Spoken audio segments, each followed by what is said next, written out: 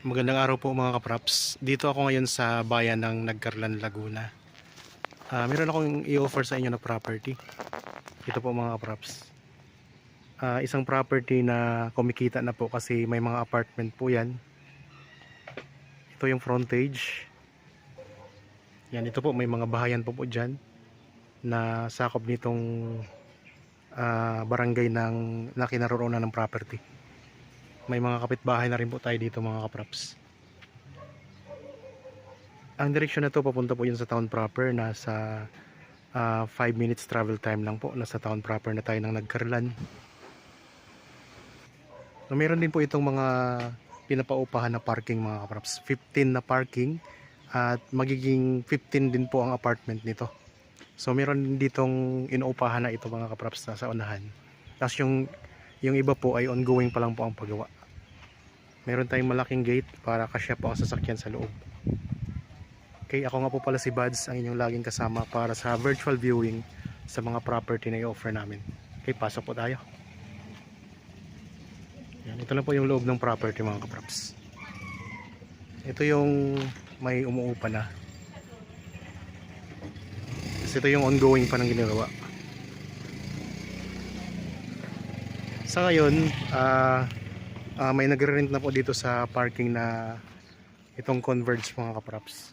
Yan. Nandito po yung mga service ng Converge.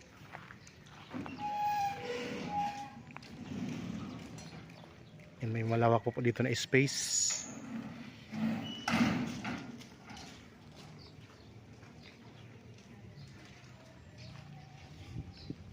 Tapos ito, ano din po ito mga kapraps, parking. Bali 15 lahat ang parking, tapos ang apartment din po mga kapraps ay kasya din po ang 15. Dito po ay may mga ginagawa pa lang, nakaabang pa lang na gagawin, pero may mga ano na yan, hollow blocks na. Tapos meron ditong isang bahay pa mga kapraps, no? Yan, kasama po yan lahat sa buong property.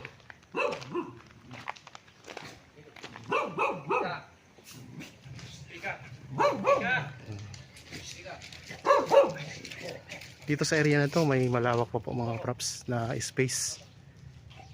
Tapos meron tayo ditong lababo, pwedeng gawing kusina to dito. Nandito tayo sa may bandang likuran ng property ngayon. Palibot na po to ng bakod mga kaprops ha. Yan, dito may malaking space pa tayo. So kasama po yun sa property.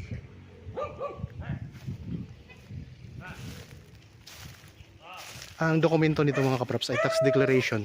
Dito kasi sa Nagcarlan mga kaprops ay karamihan sa mga papel ng lupa dito ay tax deck.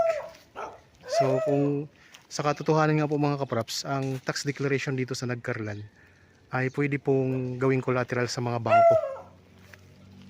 Kaya kung kayo po ay naghahanap ng property dito sa Nagcarlan, talagang usually mga kaprops may mga tax deck talaga tayong ma-encounter. Kaya legit po lahat ng mga tax declaration dito sa Nagcarlan. So ang sukat po nito ay 2,500 square meters. Kumikita na po. Yan, pwedeng ito nakaabang na po mga kaprops, oh. Pwede nyo po yung palagyan dyan ng mga apartment pa. So kasi ang may-ari nito ay talagang apartment ang business.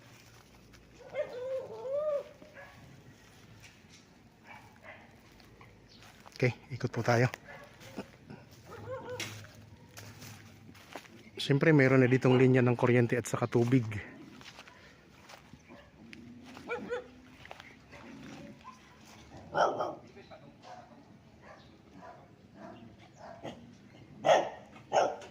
Meron tayong mga mountain views. Tapos may mga katabi na rin po tayo ditong mga bahay mga kaprops.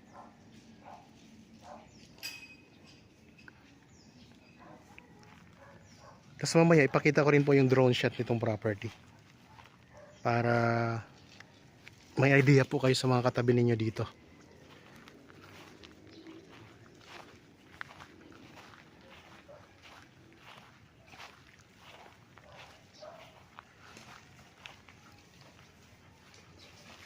Ang presyo ay nandyan sa description box at sa title po nitong video. Yan, ito yung parking area.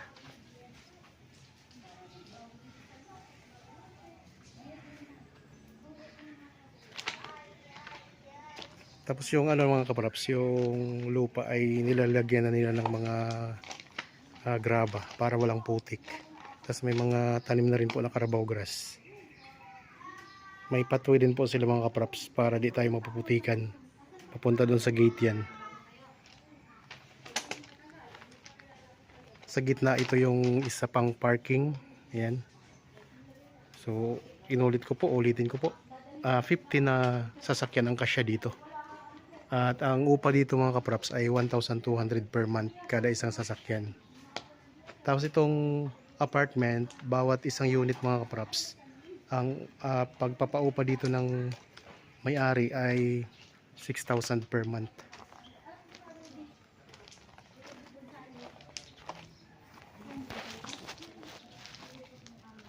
Kaya kung kayo po ay naghahanap ng property na kumikita na may income na, so pwede nyo po itong tingnan mga kapraps, i-consider sa inyong pagpipilian. So malapit lang po sa bayan. Sabi ko kanina 5 minutes travel time lang po. Nasa town proper na tayo ng Nagcarlan. Ganun lang po siya kalapit. At ang Nagcarlan po, ito ay malapit lang din po sa Manila. Wala pa pong 3 oras. Nasa Manila na po tayo mga kapraps. Okay, punta ako dito sa gitna. Iikot ko lang tong camera ko.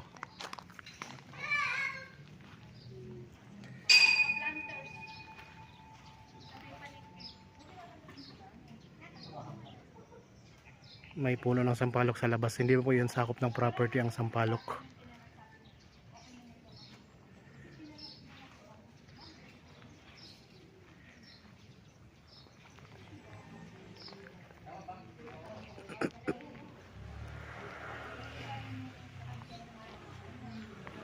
Okay, balik tayo sa labas mga props.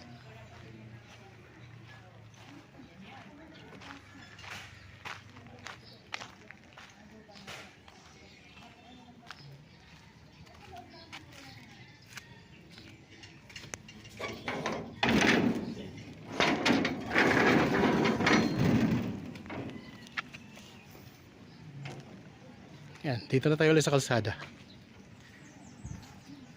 So tabing-tabing kalsada lang 'tong mga kaprops ha. Yan, may mountain view pa tayo dito. Natatakpan lang ng ulap. Okay, sana po ay nagustuhan nyo itong property na in-offer ko sa inyo ngayon. Ang presyo ay nandyan lang po sa description box. 2,500 square meters ang buong sukat. Ganon din po sa title nitong video, makikita din po ang presyo. So yan po ang property. Ito po yung frontage. Okay po mga kaprops. Tingnan naman natin ang aerial view ng property para makita din natin ang mga katabi nito.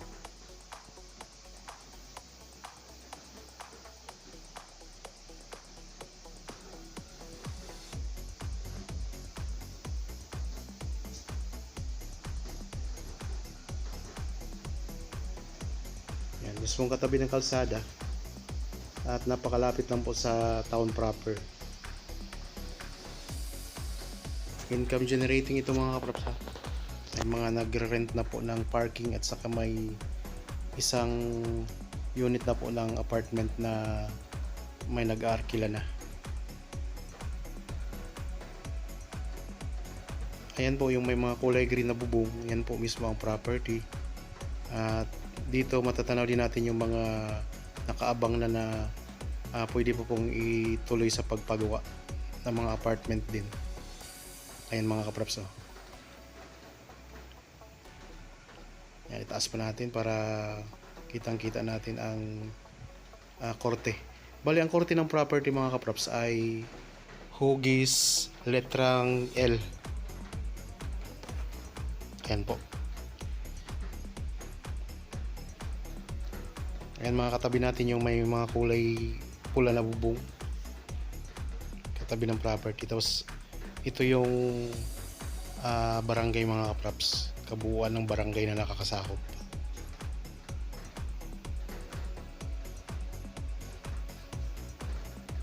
Tanaw na rin natin dito ang town proper.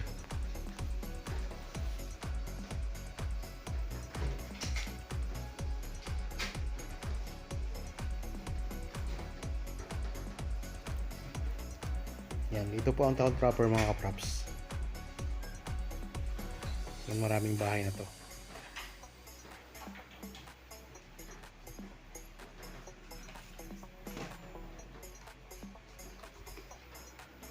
So ano lang yan, mga 5 minutes travel time lang. Ayun ang kalsada oh.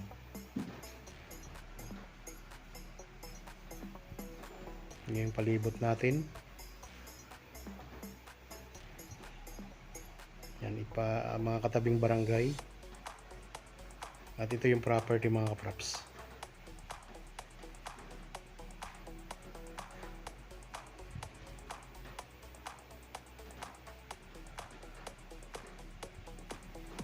Yan sa kaliwang bahagi, yun yung bakante pa. So pwede pa po yung patayuan uli ng apartment.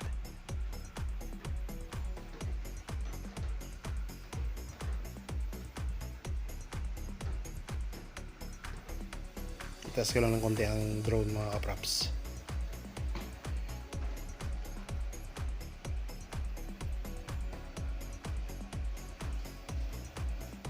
Yan, dito sa may likod na part ng property, may katabing farmland din mga kaprops. Tapos bawat gilid may mga bahay na po. Yan pong papuntang kaliwa, yan yung papunta sa town proper. Yung kalsada po mga kaprops.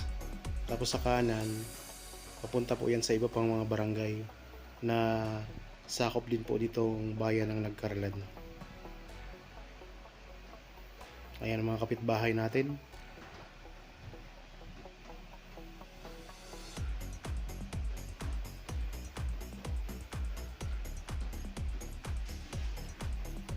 Yan, pinakita ko mga kaprops ang inyong mga katabi.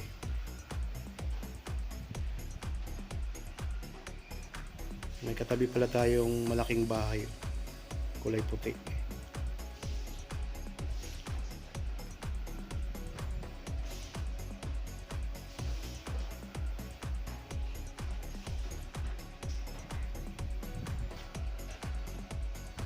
Okay mga kaprops, ayos na. Nakipakita ko na sa inyo ang aerial view ng property na to.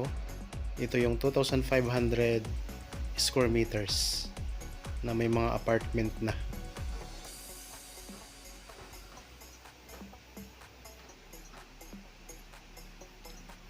Sana po ay nagustuhan nyo itong property na ino-offer ko sa inyo ngayon.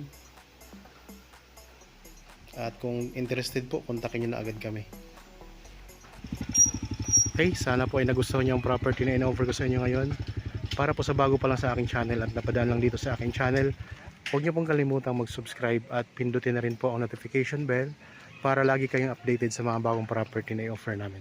Maraming salamat po, lagi tayong mag-iingat at God bless po sa ating lahat mga kaprops.